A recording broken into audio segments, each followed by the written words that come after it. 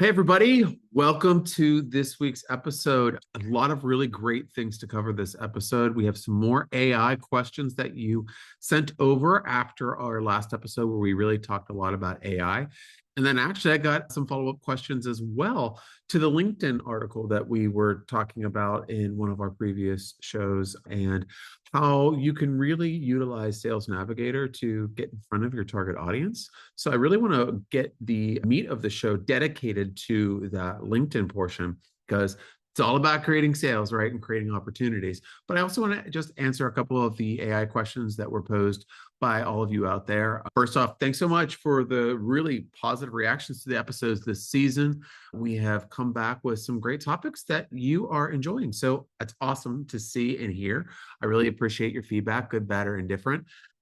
So if you would like to listen to any of those previous episodes, I urge you to check them out. They're on our channel, and you can get our podcast anywhere that podcasts are offered. So wherever you're listening to this or watching this, there's more in the history. So if you are watching this, you are watching it on YouTube, or you're looking at one of our Reels or our TikTok channel.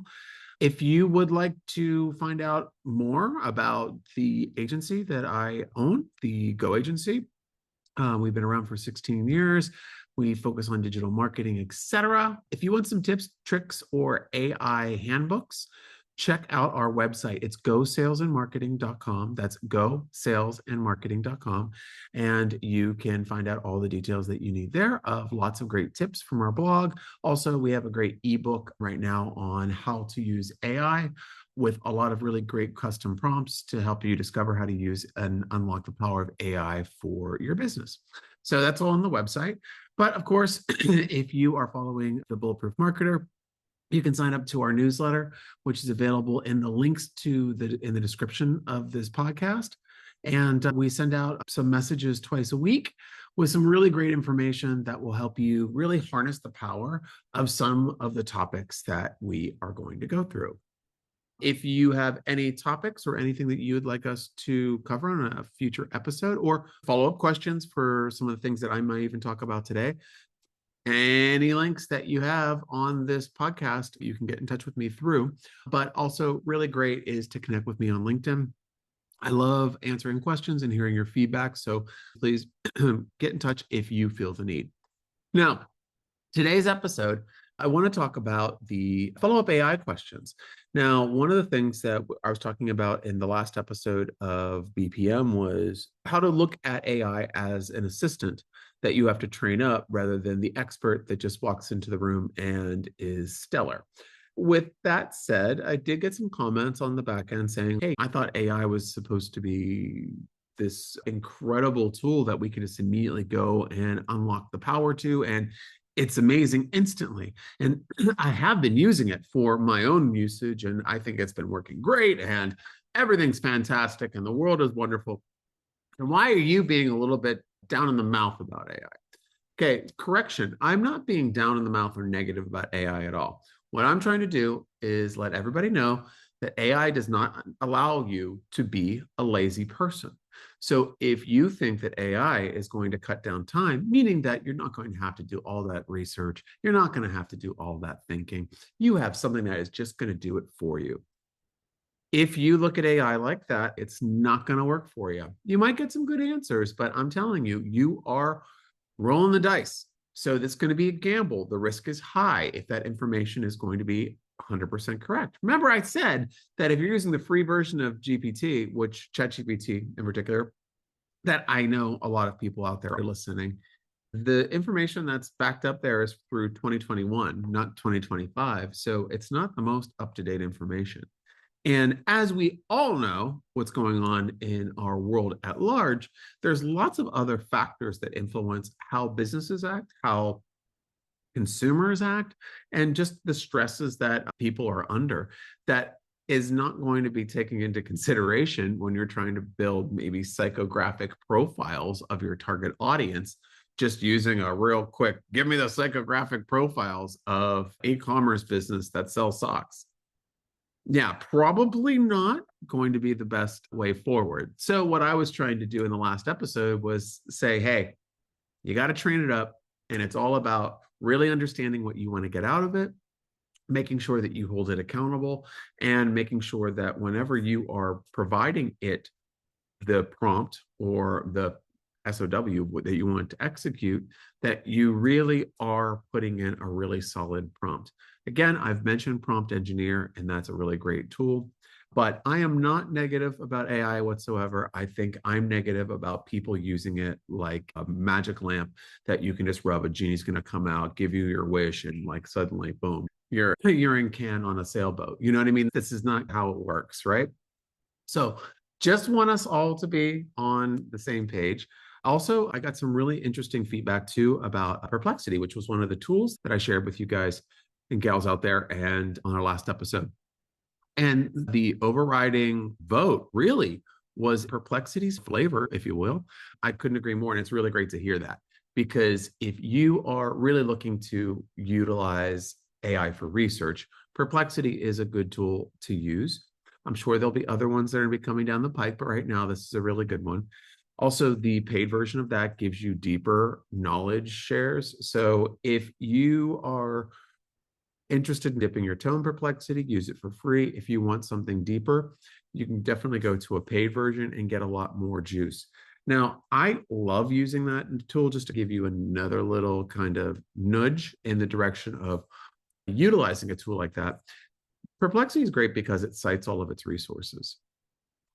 So that's a good point when you are doing any sort of AI prompts or you're validating the data. I always ask for links and any sort of resources that substantiate the claims that are being made by the output after I enter the prompt.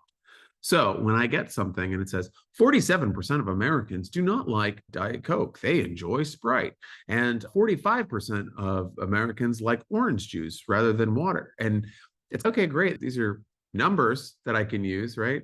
But what study is this from? Is this study from the 1800s? Were dinosaurs roaming the earth when the study was done? These are the things that we really need to know, right? Because if you don't know, you're going to use that data and come up with a beautiful message to go around it and send it out. And then everyone's going to know that you don't know what you're talking about. Will everybody know? But the people that you want to close are going to be the ones that are not going to be really keen on what you're putting out there. I always ask for sources, ask for links. And if it says, oh, I can't do links or we can't do that, you've hit the limitation of that platform.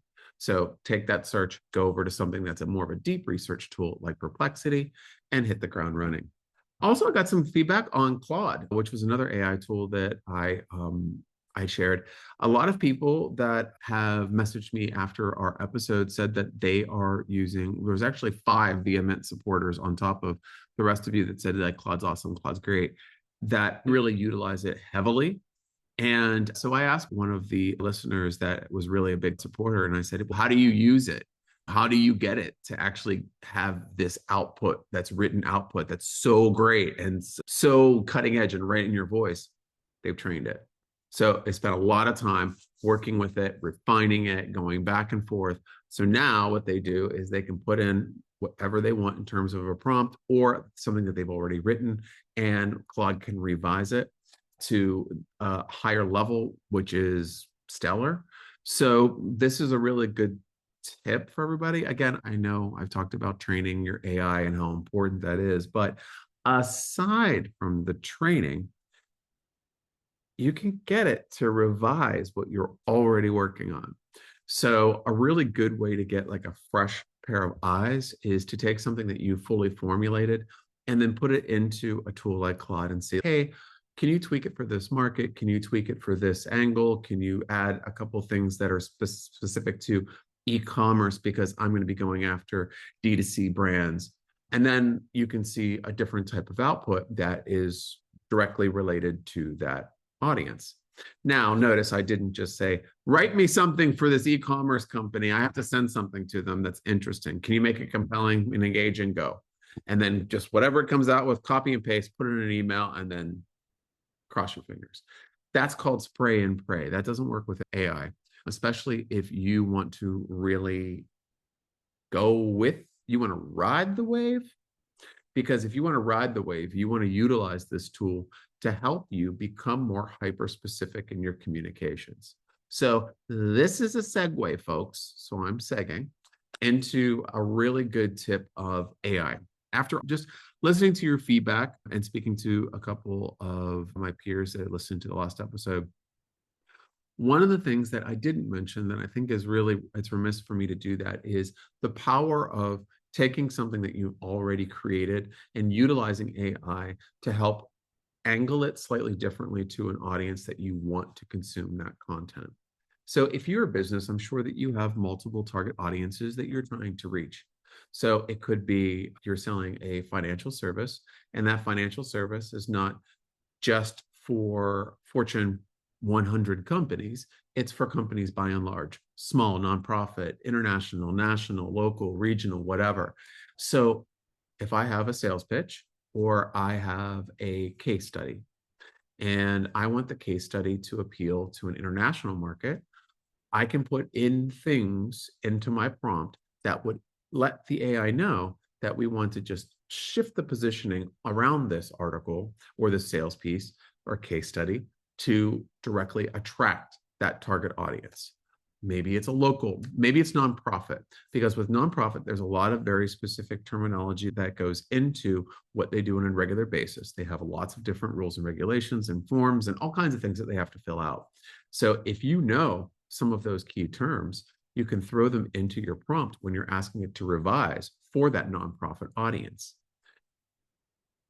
Will give you a different outlook than you may have had with that piece. So right there, the first part is that it's going to give you a fresh pair of eyes that's going to help you look at something a little differently. Or it could show you that you were on the right track the first time. And this isn't the way that you want to go, so that you can then choose your own adventure. Do you want to keep telling AI what it did wrong and how to fix it? Or you want to say, okay, fair enough. Maybe I don't do this. Maybe I could just come up with an email that I would send along with this case study that would position it so that person would understand. And then you could focus on writing the email and then maybe revising it for that total audience using a tool like Claude or ChatGPT, whatever you want to do. So I'm just letting you know, we're in a world right now with digital across the board where everyone is special. Everyone's an influencer. Everyone wants to be a thought leader. Everyone wants to be highly present. Now, I'm talking about the people that are on and active, right? If you are like, not everyone, no one I know is on there, good, because they're not influencers. They're not trying to be thought leaders. They're not trying to engage. But if you're using digital marketing in any sort of way to engage with your audience, or if you're using typical sales channels, you're using traditional face-to-face meetings and phone calls, there's scripts that you can build through AI. There's lots of different applications, right? It's not just like who's on Facebook and how am I going to create a hyper-relevant post for my Facebook page? It's not that.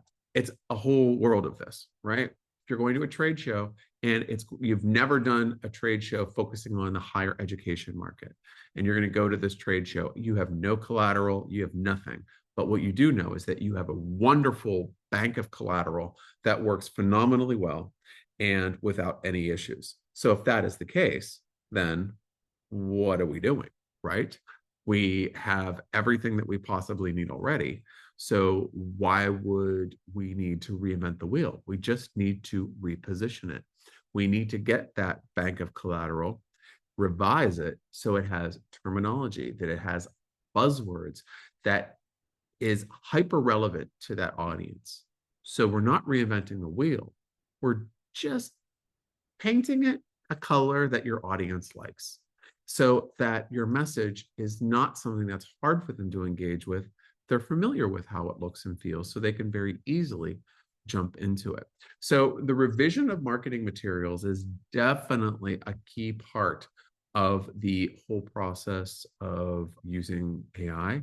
So try it out, really try it out. Like another great instance to try this out, if you're doing digital ads and you're trying to come up with some copy that is really highly engaging to your main target audience, and you spent a lot of time developing it and you love it, and you have video, you have carousels or just plain images, stock images, whatever that is really working. What if you got that formula and then you tried to share it to a different audience that you're trying to break into?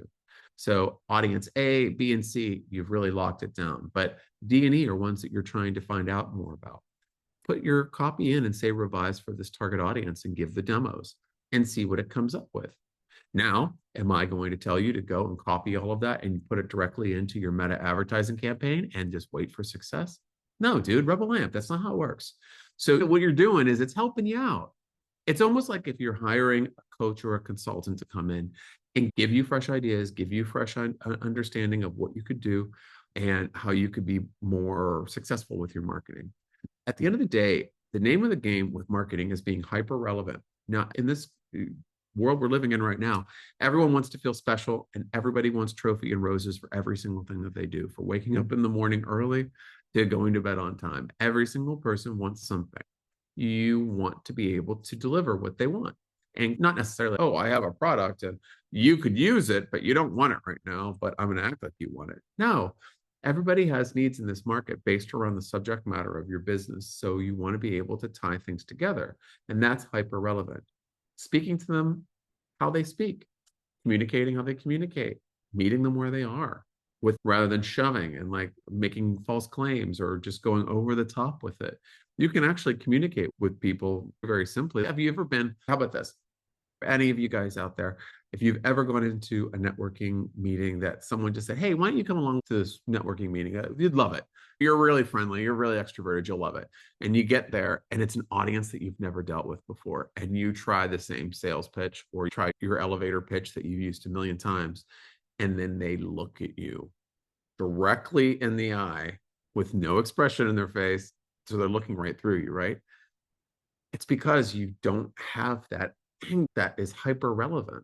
So the beauty here is that you can prepare everything beforehand and be ready to go, whether it be an in-person conference, an email to a new list, anything that you want.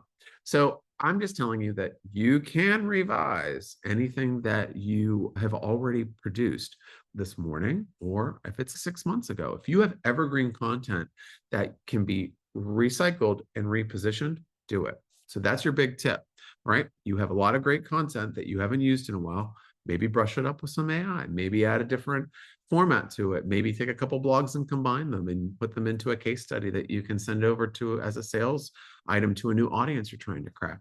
This is a good way for you to develop things on the fly that have already been proven.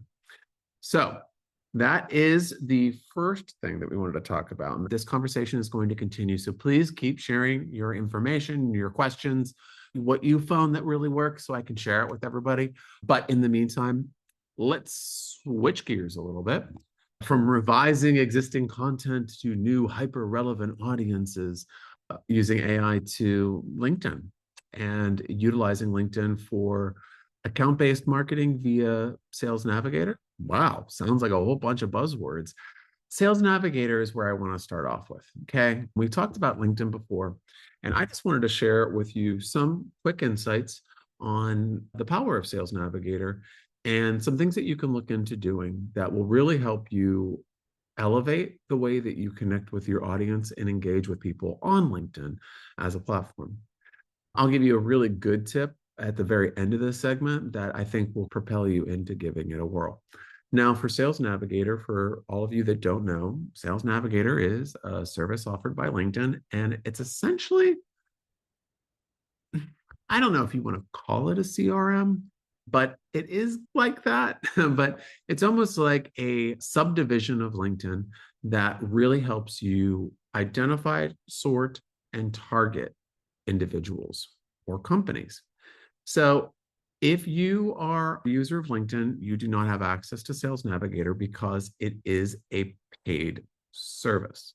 What I mean there is that you can get a free month if you've never tried it before, but it's going to be anywhere between, I don't know if it's $90 or $100 a month right now, but somewhere around there. But it's worth it if you use it. So this is my first disclaimer to this conversation. If I am going to fill you up with lots of energy and lots of excitement to try out Sales Navigator and you don't have it currently, use that 30-day period to see if you're going to use it. And if you're not going to use it, kill the bill. Okay? So a lot of people will be like, it's free. Oh. And then you start getting that bill. And you're like, I'll get to it. I don't even know where to find it, how to cancel it. I'll just get it next time I log in. And then 5 months later, you've spent $500 on a service that you've never used. Hot tip, if you're doing anything like that, make a note, set an alarm on your calendar that you need to cancel it. I do that because I can't remember. How many services do I try out in a month? So many different things. But let's go into Sales Navigator a little bit deeply. So what you're able to do in Sales Navigator is create different lists. You can do lists of leads, you can do lists of accounts, whatever you prefer. Depends on how you approach your outreach through your own organization. So there's some organizations out there that focus on ABM, which is account-based marketing, meaning that you're going to have a list of companies that you want to work with, and there are different levels of titles that would get you to a sales opportunity. Whereas it could be the influencer level, which could be marketing associate. If the CMO, the chief marketing officer, is your target, that's your target audience. So maybe that's the decision maker. Maybe that's not. Maybe the decision maker is the CEO, and you have to target the CMO and the CEO. And then an influencer, which could be a marketing junior, a marketing director, something like that, depending how you're doing it. But if you're doing account-based marketing, you know the titles and what they would mean to your process if you don't find out. And then what you'll do is you can search for those companies.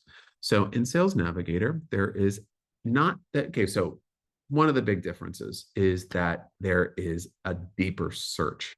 So on LinkedIn, you can do a search, but have you ever done a search on LinkedIn and see the results and think, what am I missing here? And then somebody else will say, oh, the trick to a regular LinkedIn search is to do a Boolean search, which is an and or with parentheses. It's like a whole situation. Adorable tip doesn't work amazingly as accurately as Sales Navigator, because a Boolean search in Sales Navigator is ecstasy, and LinkedIn, it's first date, not that great. So I love Sales Navigator's ability to pull a lot of information very quickly. Now, another disclaimer that I'm going to say is that going to pull every single person and the right people and the absolutely accurate everything?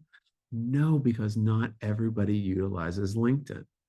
So if you're in an industry that is highly specific and niche, and you barely use LinkedIn and you're just getting into it, you have to see if any of your target audiences are in there, any of the companies are in there, any of your peers are in there, just to see how active the industry is. For example, we have an oil and gas company, and they produce oil drilling machinery, and they're a manufacturer. And that's a very niche subject matter for LinkedIn, where you can think, oh, it's just basically every company that's out there. But you don't really think about that industry. From the time that we started with them a few years ago to now, that whole market has changed completely.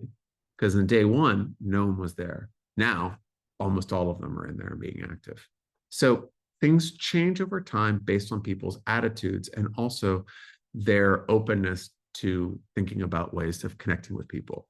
All right. So that's another thing. You're not going to go into Sales Navigator and think, oh my God, I'm going to get everybody's email address and then I'm going to scrape it. I'm going to shove it into my email system and I'm going to cold email them. Then I'm going to give the list and sell it to my salespeople, and slow your roll. That's not how it's going to go. It's different. This is LinkedIn marketing. This is not scraping data and using LinkedIn as a resource that you can then shove into something else to spam people. This is not the approach that I'm suggesting, nor do I condone it. It's a terrible idea. So what my idea is that works really great with our clients is using it as an engagement tool, a connection and engagement tool. Just like you're talking about going to a conference, shaking hands, meeting people, starting relationships that could last a long time and come to fruition at different points of that journey. That's what I'm talking about. All right. We're not talking about, hey, my name is Christopher Dunkins and I want to sell you digital marketing. Come on. Yeah. My business card. I'm going. No, that's not what you want to do. You want to find common pieces of interest. You want to find out a little bit more about what they're posting. You want to make some comments. You want to warm them up a little bit. So how do you do that? Like I was saying on Sales Navigator, you're able to build lists. So what you can do is create searches for companies if you want, and then go through the companies and find the people that you want in each one of them. Or you can go by titles. And if you go by titles, you can get anybody that is a CMO in the oil and gas industry in the United States or Kansas or Dubai or internationally. You can do a lot of different things. You can go by company size, how much money they make, where their headquarters are, the industry, so many different things. So this is the way that you can start helping targeting with your target audience. So if you always struggle with having the correct avatar of your target audience, Sales Navigator has it's a really cool process to go through to see how many people are actually there, what other titles pop up that you might not have known about. I've worked in many different industries where people's titles suddenly just change. Or have you been in a current industry where your target audience like to do creative titles like chief joyologist, or you know what I mean? Those types of things, or director of fun, things like that. Which, again, if you're trying to target, you're not going to think of, oh God, I got to put the director of fun in my targeting so it pulls up onto my list. These are the things that you'll learn about your market that you might not know. Now, you are going to create that search immediately. Once you do a search, it's going to save it on your Sales Navigator account that you can go back in and review or edit or change. If you've used ChatGPT after you've done a couple searches, you can go back and in your history, see the searches that you've done. And I always say, hey, if you want to do more on that search or create more pieces, just go back into that search and continue talking with it because you've already trained it. So it's the same thing. You basically go into your saved search and you can make edits, you can change it, you can add more people, whatever you want. But when those results come up, you have the choice of clicking on the people's profiles that you want to then add to a list. And lists are the gold. Okay. But this isn't like the biggest tip ever, but creating lists is really going to help you out. It's going to help you group people so that you can approach them with a similar mindset based on what your campaign is going to be. So this is going to be the tip that I want to share with you, which is, what are you going to do with those people? Do you just go ahead and start sending them all invitations to connect? Not exactly. Okay, so what I would suggest if you were trying to engage these people on this list that you're looking at, first thing is that you can't export them, right? So you're not going to get this list and, oh, I'm going to export it to a CSV, have all of their information, and I'm going to be bang, boom. There's tools that you can use to get that information, but LinkedIn ain't giving them to you. All right, just to let you know. So keep it on LinkedIn. Make it easy. Keep it easy. So when you log into your LinkedIn account, Sales Navigator is going to be on the top right-hand corner of your top bar. So you have to click on it, and then it goes to a different site. So it's like, basically think about you're going into an office building, ground floor is LinkedIn, you're going to the 10th floor for Sales Navigator access. So you walk into your Sales Navigator access and you're going to have your homepage. On that homepage, you're going to see that there's like a whole bunch of people's posts. And I'm like, who the hell are these people? I didn't add anybody to this list. Who are these? These are the people that you have added to your targeted lists, whether it be accounts, leads, people, whatever it is, you will see them in that feed. Then what you can do is there's drop-down menus for you to filter. So you can filter by list. And then what is everybody that is posting on LinkedIn from that list. Okay, so I'm hoping light bulbs are going off before I'm telling you this, but if not, let me do the big reveal. This is where you can start making introductions to other people. So you can start introducing yourself and your expertise. What do? Oh, okay. Chris, I love this. What I'm going to do is I'm going to get in there. I'm just going to like every one of their posts. I'm just going to react.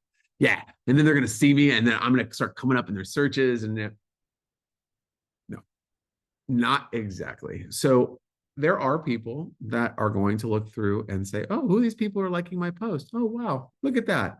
45 people liked my post, and you're one of them. Oh, that's nice. Okay. If you're the only person that's outside of their organization, and maybe their organization is just getting tons and tons of engagement, like they have a great employee advocacy program, then you're going to stand out. But if that's not going to help you stand out, what would be? A comment. Now, let's all get close and let's talk about commenting. Okay. So there's lots of ways that you can be purposeful and meaningful with comments. And what you do not want to do is this. Wow, great post. I love it. Oh, never thought about that. This is awesome. Anything that sounds like you don't read it. You don't care. This is something you're copying and pasting. You just want to have your comment to be an engagement hacker. That's what you don't want. You want genuine stuff. You want your comment to sound like you, to feel like you, to have your vibe. Why? Because you want to talk to that person. You want to talk to them. You want to get their attention. Now, I wouldn't say if someone was posting about the power of, they were a website design company and they were talking about the power of the CMS solution that they have. I wouldn't be like, oh my gosh, that solution is absolutely killer. If you need any help marketing that, give me a call. No, I look like a douchebag if I do that. I look like a thirsty little turtle that can't get any work, that's going over and being rude by trying to pitch my business on the comments of his or her post. Please let that sink in. You look like an asshole when you do that. So don't do that. Do something that is adding value.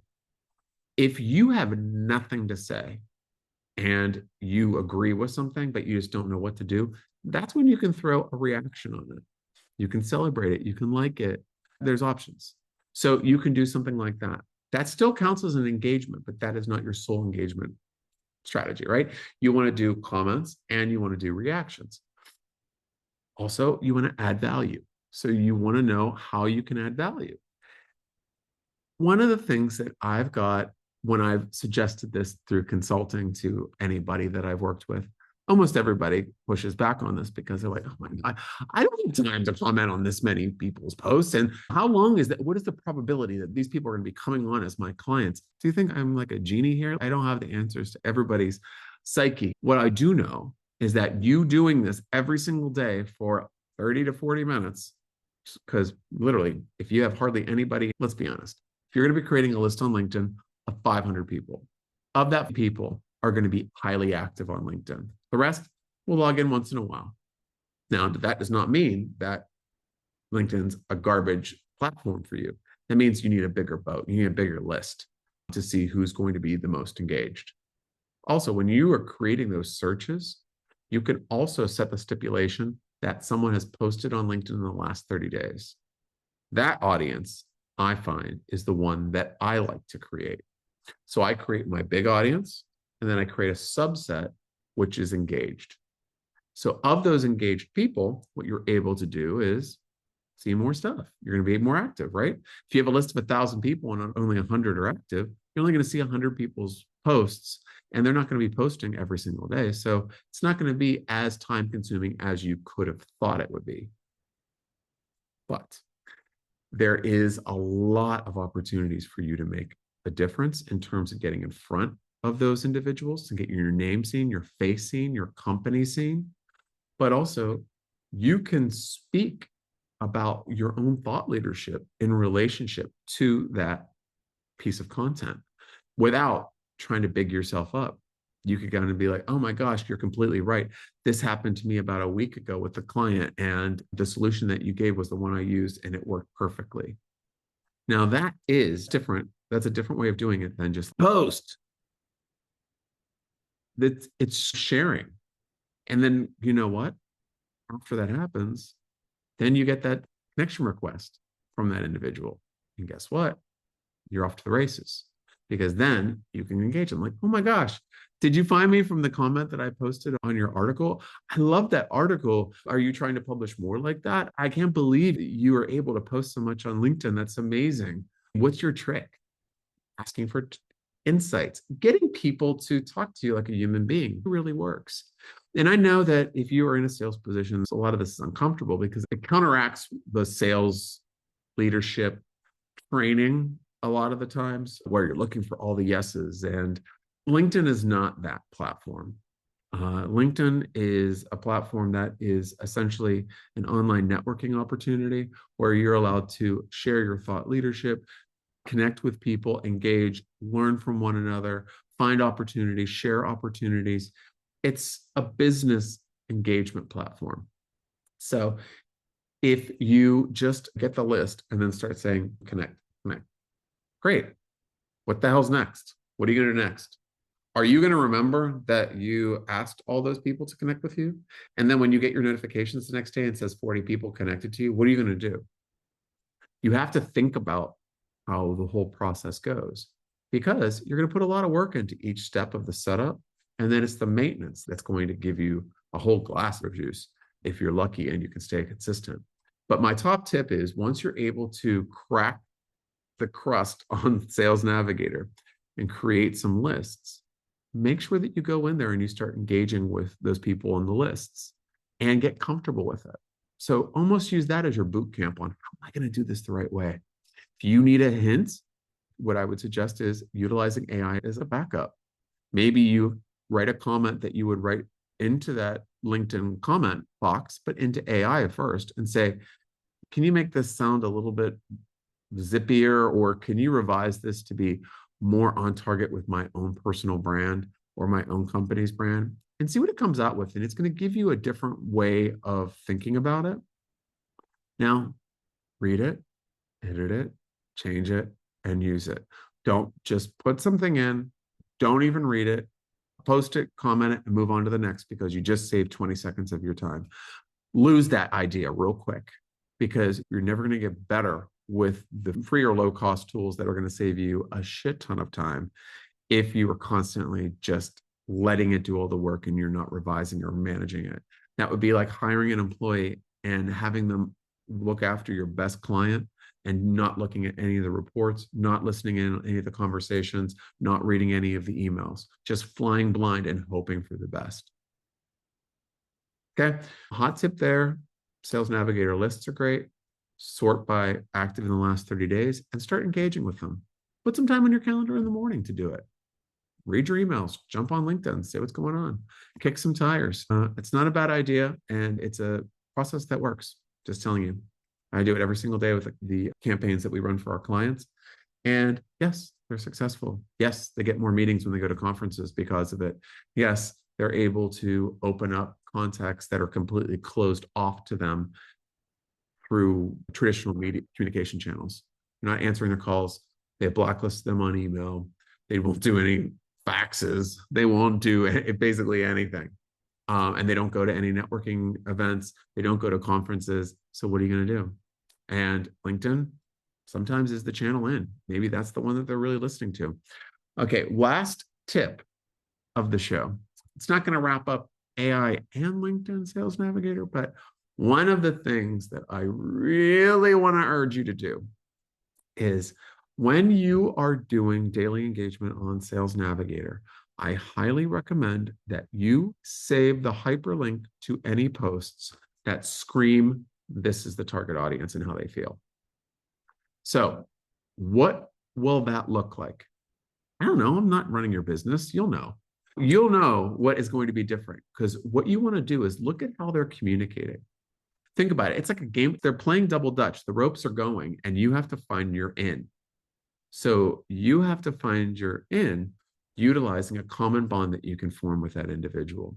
So anything that will give you some insight into how your target audience thinks, topics that are interesting to them, maybe all of a sudden you go through one day and a lot of people are talking about maybe a specific political subject or a tax subject or a digital development, a technological advancement, something.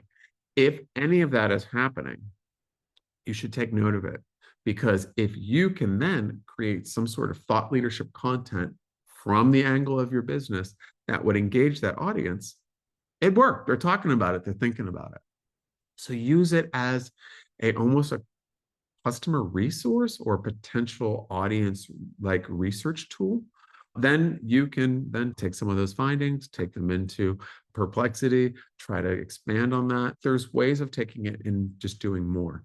So you don't need to just do surveys and focus groups anymore. You can also look and see what people are posting, because not every single person out there has an agency like the Go agency behind them, posting for them and engaging and doing everything for them. A lot of them are doing it themselves. So if they are posting it, it's important to them. Anywho, folks, a lot of really interesting things. We went and we rounded out some new AI info, basically looking through your old content that you love, or the content that you really feel hits, or content, quite frankly, that you spent a shit ton of money on developing and you're like, that's it. I wanted to get more leverage out of that. use AI. Find a different audience that you want to target that to, and just use AI to help you refine it and target it to them.